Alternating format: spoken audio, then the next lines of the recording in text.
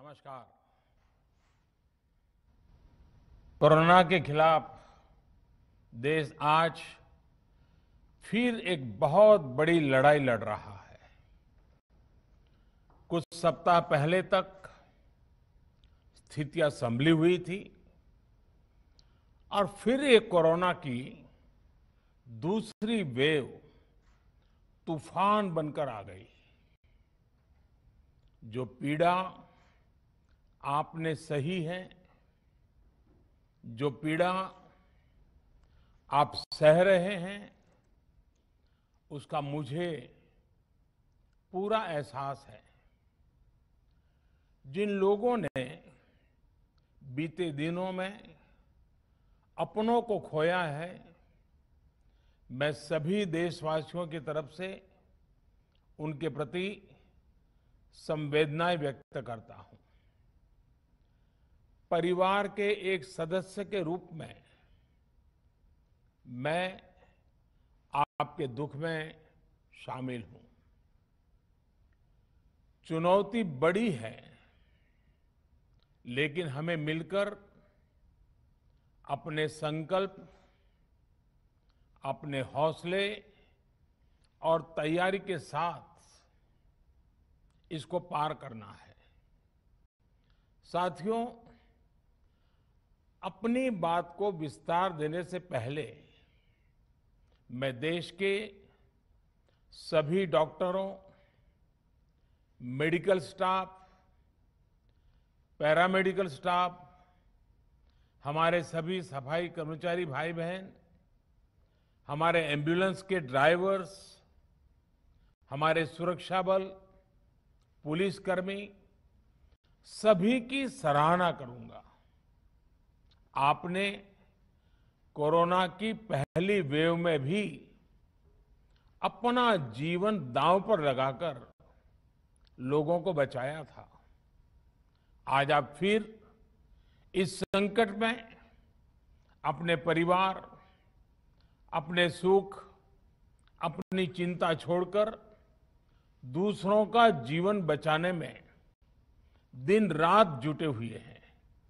साथियों, हमारे शास्त्रों में कहा गया है, त्याज्यम न धैर्यम विदुरेऽपि काले, अर्थात कठिन से कठिन समय में भी हमें धैर्य नहीं खोना चाहिए। किसी भी परिस्थिति से निपटने के लिए हम सही निर्णय लें, सही दिशा में प्रयास करें, तभी हम विजय हासिल कर सकते हैं। इसी मंत्र को सामने रखकर आज देश दिन रात काम कर रहा है।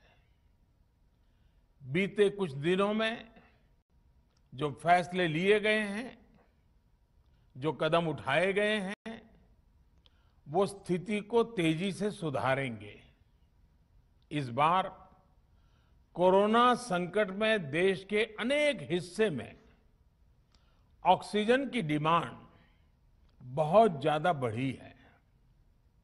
इस विषय पर तेजी से और पूरी संवेदनशीलता के साथ काम किया जा रहा है। केंद्र सरकार, राज्य सरकारें, प्राइवेट सेक्टर, सभी की पूरी कोशिश है कि हर जरूरतमंद को ऑक्सीजन मिले। ऑक्सीजन प्रोडक्शन और सप्लाई को बढ़ाने के लिए भी कई स्तरों पर उपाय किए जा रहे हैं। राज्यों में नए ऑक्सीजन प्लांट्स हो, 1 लाख नए सिलेंडर पहुंचाने हो, औद्योगिक इकाइयों में इस्तेमाल हो रही ऑक्सीजन का मेडिकल इस्तेमाल हो, ऑक्सीजन रेल हो, हर प्रयास किया जा रहा है। साथियों, इस बार जैसे ही कोरोना के केस बढ़े, देश के फार्मा सेक्टर ने दवाइयों का उत्पादन और बढ़ा दिया है। आज जनवरी फरवरी की तुलना में देश में कई गुना ज्यादा दवाइयों का प्रोडक्शन हो रहा है। इसे अभी और तेज किया जा रहा है। कल भी मेरी देश की फार्मा इंडस्ट्री के बड़े जो प्रमुख लोग हैं, उसके जो एक्सपर्ट लोग हैं, उनसे बहुत लंबी चर्चा हुई है। प्रोडक्शन बढ़ाने के लिए हर तरीके से दवाई कंपनियां की मदद ली जा रही है। हम सौभाग्यशाली हैं कि हमारे देश के पास इतना बड़ा मजबूत फार्मा सेक्टर है जो बहुत अच्छी और तेजी से दवाइयां बनाता है। इसके साथ ही अस्पतालों में बेड की संख्या को बढ़ाने का भी काम तेजी से चल रहा है। कुछ शहरों में ज्यादा डिमांड को देखते हुए विशेष और विशाल कोविड हॉस्पिटल बनाए जा रहे हैं। साथियों, पिछले वर्ष जब देश ने कोरोना के कुछ ही मरीज सामने आए थे, उसी समय भारत में कोरोना वायरस के खिलाफ प्रभावी वैक्सीन के लिए काम शुरू कर दिया था। हमारे वैज्ञानिकों ने दिन रात एक करके बहुत कम समय में देशवासियों के लिए वैक्सीन विकसित की है।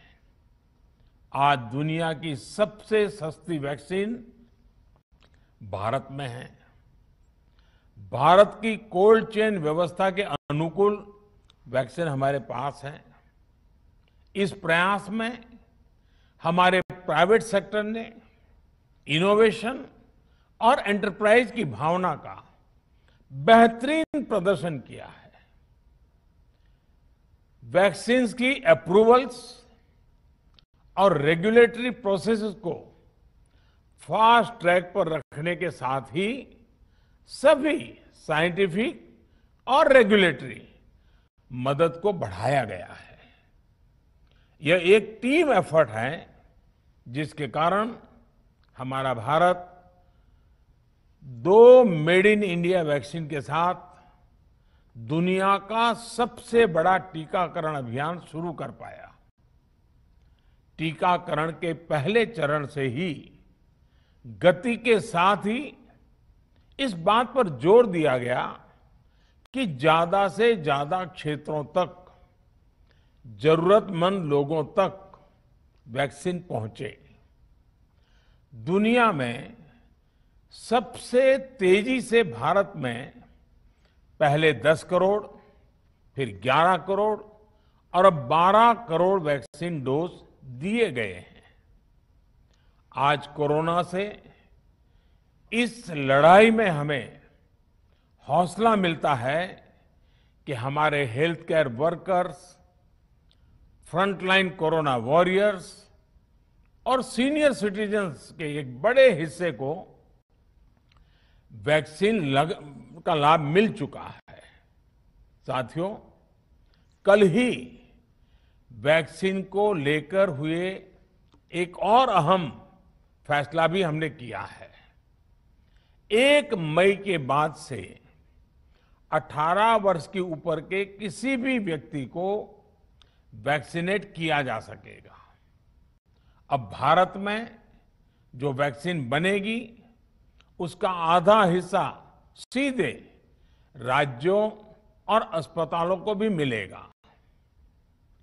इस बीच गरीबों, बुजुर्गों, निम्न मध्यम वर्ग के लोग 45 वर्ष की आयु के ऊपर के व्यक्तियों के लिए केंद्र सरकार का जो वैक्सीन कार्यक्रम चल रहा है वो भी उतनी ही तेजी से जारी रहेगा।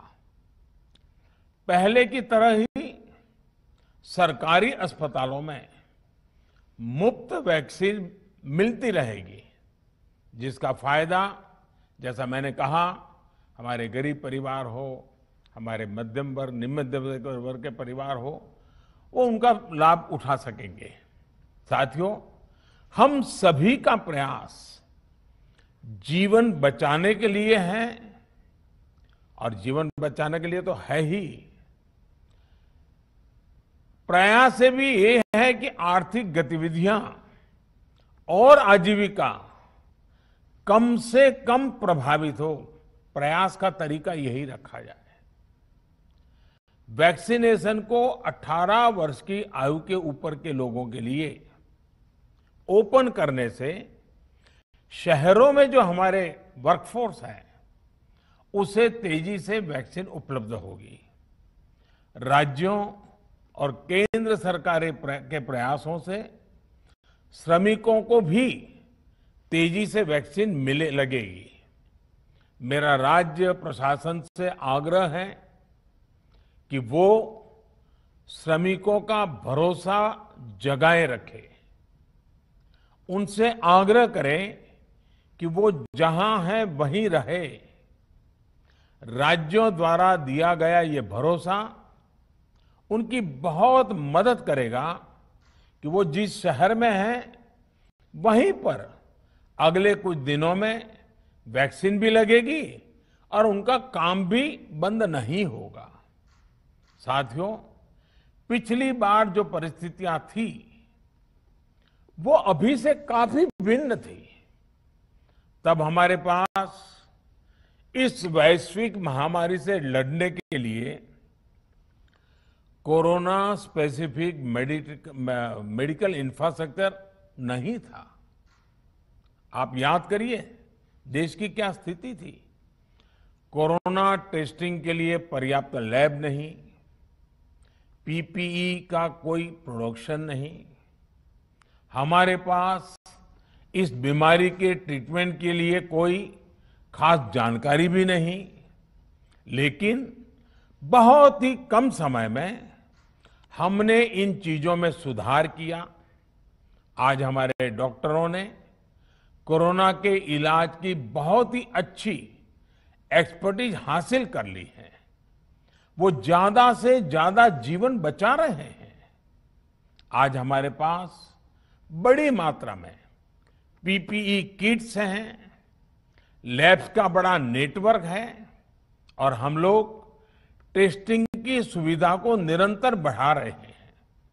साथियों, देश ने कोरोना के खिलाफ अब तक बहुत मजबूती से और बहुत धैर्य से लड़ाई लड़ी है। इसका श्रेय आप सभी को, सभी देशवासियों को ही जाता है। अनुशासन और धैर्य के साथ कोरोना से लड़ते हुए आप देश को यहां तक लाए हैं। मुझे विश्वास है जन भागीदारी की ताकत से हम कोरोना के इस तूफान को भी परास्त कर पाएंगे। आज हम अपने चारों ओर देख रहे हैं कि कैसे कई लोग, कई सामाजिक संस्थाएं जरूरतमंदों तक मदद पहुंचाने में दिन रात जुटे हैं। दवाई पहुंचाना हो, खाने या रहने की व्यवस्था करनी हो, लोग पूरे मनोयोग के साथ काम कर रहे हैं। मैं इन सभी के सेवा भाव को आदरपूर्वक नमन करता